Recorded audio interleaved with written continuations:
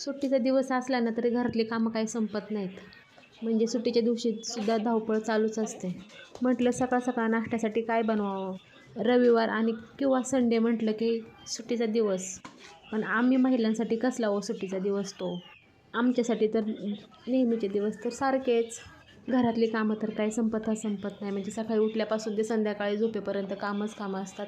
आणि म्हटलं आज नाश्त्याला काय करू. पण नाश्त्याला करण्यासाठी म्हटलं दररोज चहा पोहे किंवा उपमा असं शिरा खाण्यापेक्षा म्हटलं आज वेगळं काहीतरी बनवूयात. वेगळं काहीतरी म्हणजे हेच आपली चहा चपाती आणि महाराष्ट्रामधली सगळ्यांची आवडती चहा चपाती. म्हणजे त्याच्यामध्ये साईड इफेक्ट्स किती जरी सांगितले ना तरी चहा चपातीशिवाय हा सकाळचा दिवस ना पुढे ढकलतच नाही किंवा पुढे जातच नाही.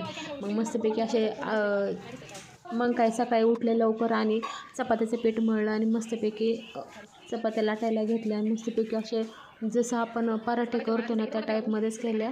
आणि एकदम अशा मस्त जर का गहू चांगल्या पद्धतीचा असेल ना, चांगल्या क्वालिटीचा किंवा चांगल्या गुणाचा असेल ना तर चहा चपाती खायला खूप मजा येते आणि एवढी छान लागते ना. आणि जर का तुम्हाला चहा चपाती खाताना जर का पित्त होत असेल ना तर दुधाचा चहासोबत नाही खायची. एक असा काळा ब्लॅक टी करून प्यायचा, त्याच्यासोबत खूप छान लागते. तुम्हालाही आवडते का चहा चपाती खायला? आवडत असेल तर नक्कीच मला कमेंट करून सांगा. Tata bye bye.